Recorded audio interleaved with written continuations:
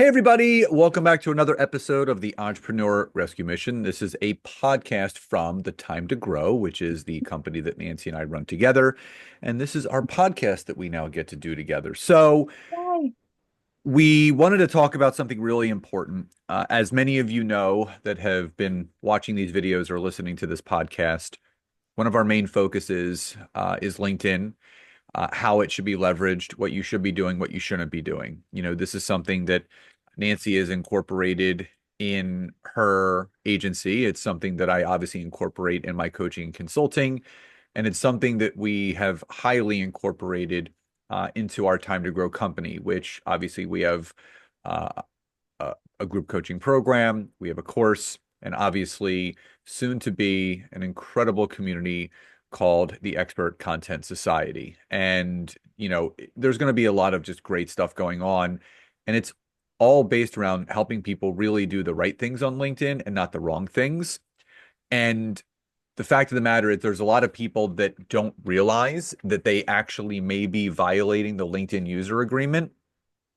But also, I shared this little video that I made the other day with Nancy about how number one, a lot of some people are getting kicked off of LinkedIn for certain reasons, and this has been kind of like a reoccurring theme. But second, you could, not saying it may happen, it could happen. You may be facing a lawsuit if you're doing certain things on LinkedIn, which we're going to discuss. So, Nance, why don't you ask me, what are these faux pas or what are these things that people shouldn't be doing? So I'll let you, you can be the unassuming interviewer and I can be the interviewee because maybe you're doing some of these things and you didn't even realize it. Yeah. So, I think it might be kind of fun, right? I get a lot of questions, right? I work with a lot of different professionals, with my agency. Of course, we create a lot of content. It's all mostly geared towards LinkedIn. Well, Nancy, tell the audience what kind of professionals you do work with. I work with mostly health insurance brokers, actually also working with nonprofits as well. But, occasionally I do get some consultants, in the business world. And pretty much across the board, right? The most common question that I get is, well, LinkedIn, I just want a team member to do it for me. I want someone else to, maybe log in or post for me. That's one that I get. But the one that just really just keeps coming up is, oh, well, there's this program that just scrapes people's emails and then we just email them and we've got this really cool routine. Is that okay? So, what would be your answer to that? Hell to the no. Next episode, no, I'm kidding. So, well, first, let me give some context. When whenever this day was, you felt inclined to go to linkedin.com and sign up for an account, which is free. And what people don't realize, there's this little tiny box at the bottom that you have to click to put a check mark by it. And basically, you're agreeing to the terms and the conditions of the LinkedIn user agreement, which they've actually just updated as of January 2025. Not much has changed, but uh, I would say that the big things that people don't understand, the big three things, you cannot have people logging into your account and acting as you. Now, I know many people that are doing this, and I've given them the advice that you are running the risk of getting your account blocked. And I'll share a story with you. So back in the day, um, Nancy and I were, trying to hand things off to a VA, and Nancy, I think you may remember this. Um, they were they created a profile, for a side company that we had, and they just could not pass the identification test, this, that, or the other.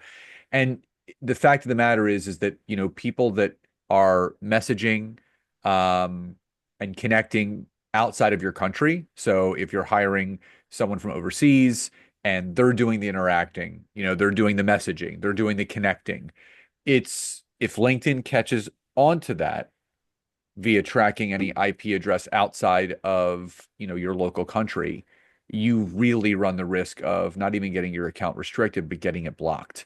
And I have people reach out to me every single week, literally like, Scott, help me. How do I get my account unblocked? I don't work for LinkedIn, so I don't, all I can tell you is create a support ticket and see what they can do. But I would say the thing that's getting people most in trouble most recently is scraping people's information. So what does that really mean? So if any of you have ever gotten an email from someone, a personal email, maybe to your business email, and it maybe says, "Hey, I know we're connected on LinkedIn, but," and then they kind of verbally vomit in this email about maybe a service or an offer they provide, and you start thinking to yourself, how did they get my email? I never gave that to them. Well, people are doing one of two things. Uh, Nancy brought this up that people are using software that actually scrapes the information. Now, they're not like scraping physically. Scraping means basically downloading personal information from your LinkedIn account and then dumping it into either a CRM or an ESP, an email service provider. And then what people are doing is they're emailing those people, trying to take it offline without that person's permission. Now, that is violating GDPR regulation. So I actually spoke to a guy the other day that basically said there was actually a global law passed in 2012 that forbid this, and you could get sued if someone, well, number one, Nancy and I kind of talked about this. Uh, you should report that as spam. So if you get an email like that, unwarranted, click the spam button. Report it as spam in your email, your own email, whether it's Gmail, Yahoo, whatever you're using. And this guy is a chief data scientist. He knows what he's talking about. This is like his jam. Nance? Yeah, I just want to chime in. I mean, just because, and I just want everyone who's listening, right? We try to do things the easy way, or we try to, go around the back door and take the easy route. And what I just want to like, I cannot emphasize this enough. Scott has been doing this so long, right? And a lot of this that we teach you guys is trial and error, right? There have been times where we ourselves have tried different things. We've had our hands smacked. I've Scott's gotten had his restricted. account. I mean, how do you think we've learned, right? Because these rules, it's almost like the unspoken, secret. They are obviously in terms and the terms and conditions probably, but some of these other things, it's just the monitoring, right? That LinkedIn puts up there. But when I say it's not worth it, right? Like, why would you, okay, give up the ability to connect with so many amazing people, right? That could be just a wonderful fit for your business. Why would you give up that, okay, to maybe get maybe one response on sending out a bunch of spammy emails, losing the credibility on your email list, right? If you send out enough emails and they get marked as spam, guys, they're going right to the spam box, which means half the people, no, more than half the people, 99% of the people aren't even seeing those emails anyway. Do you Okay. remember? Do you remember I learned the hard? Remember I got that email from Kartra?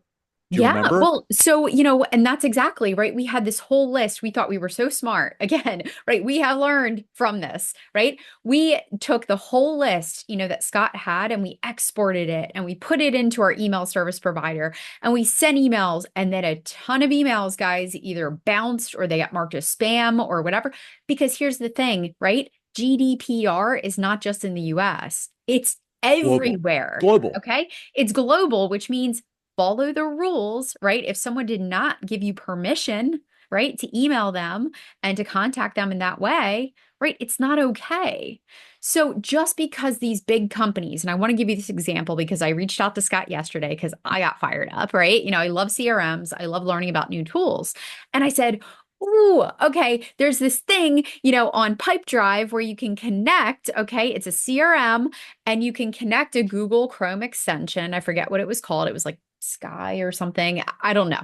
Anyway, that's not important. The important thing is I asked Scott to take a look at it, right? Immediately, what do you think he said? He said, yeah, I don't think so. And here's what I did. I sent the company a couple messages and I said, look, are you guys in compliance? Do you have a partnership with LinkedIn?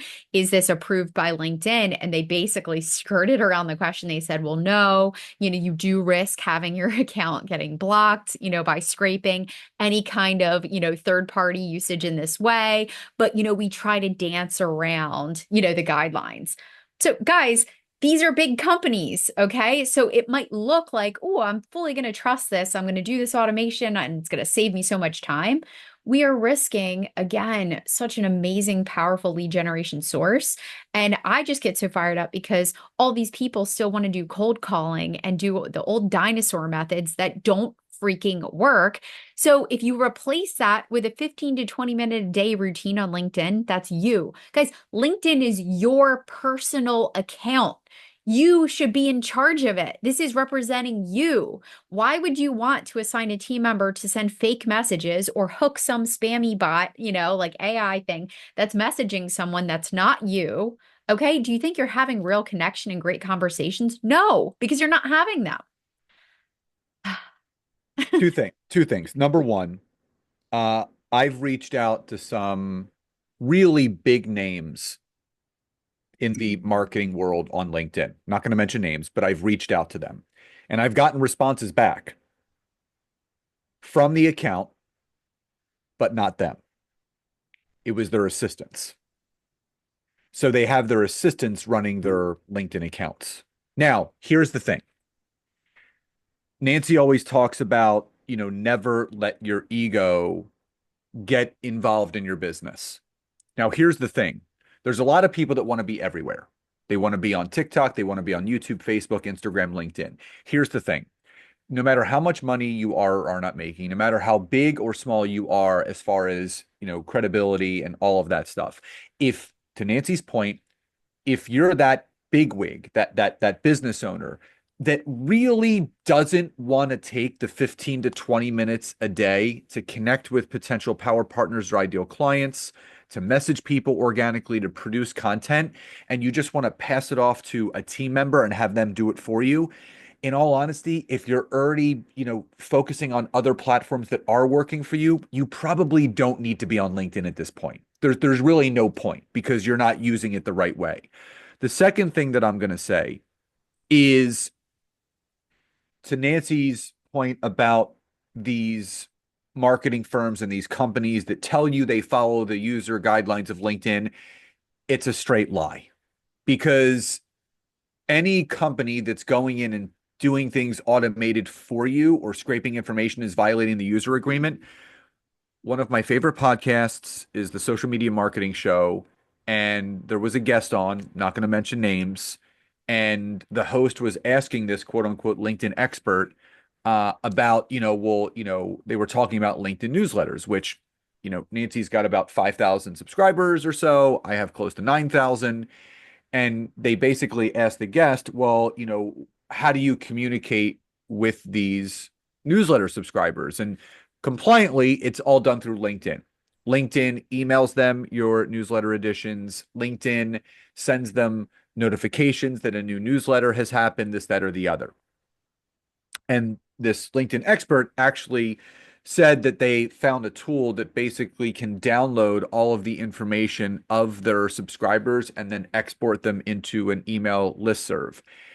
And and it was it was interesting because I didn't expect the host to do this, but they challenged the person. And they said, well, doesn't that violate the user agreement? And you want to talk about skirting around a question, fumble after fumble after fumble, and it's not worth it. I just want to say that I'm going to, before we end the episode, I just want to say this very, very honestly and very humbly. And this is not smoke. If you're listening to this, if you're watching this, and you can commit 20 minutes a day to really do the right things on LinkedIn, not the wrong things, 12 months from now, your business will change. Nancy and I just got off a strategy call with one of our mastermind members. He's been with us for a number of years now, and he actually got his first paid keynote for a small firm that he's going to be speaking to. Um, it was a really nice paid gig. And he actually asked the person, "How did you hear about me?" And he said, and the person said, "I've been following you on LinkedIn for a while and I've been seeing your content, and I know you can help our associates at the firm." And it's the long game approach. If you follow and if you basically extract the hidden message in the user agreement of LinkedIn, all LinkedIn is saying, just use it organically, just use it naturally, don't spam people. And Reid Hoffman, who was one of the co-creators of LinkedIn, said, "LinkedIn, you are tied to a name and you will be reported and removed if you are unhinged On LinkedIn. Yeah. on LinkedIn." And that's the thing. It's the best place for lead gen, for personal branding, business branding, right? Client acquisition, sales. Uh, I generate, Nancy and I generate new email listservs, like new people opting into our email list every single day because of how we're using it. So we just wanted to do this episode as just a word to the wise. Don't try to take shortcuts. Don't scrape people's information. Don't use any automation on there. And in all, it's okay. Like, I'm just giving you permission right now.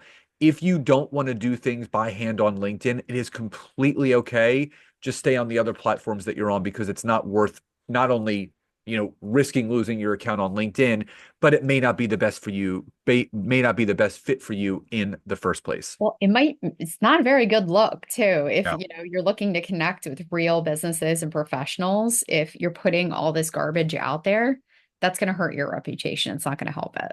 Yep. So, And content's one of our biggest drivers. So guys, keep your ears and eyes open for the announcement of our brand new community that's going to be coming out in the coming weeks. It's called the Expert Content Society. We are super, super excited about it. So we hope you found today's episode helpful. Love and gratitude to each and every one of you, and we'll talk to you next time.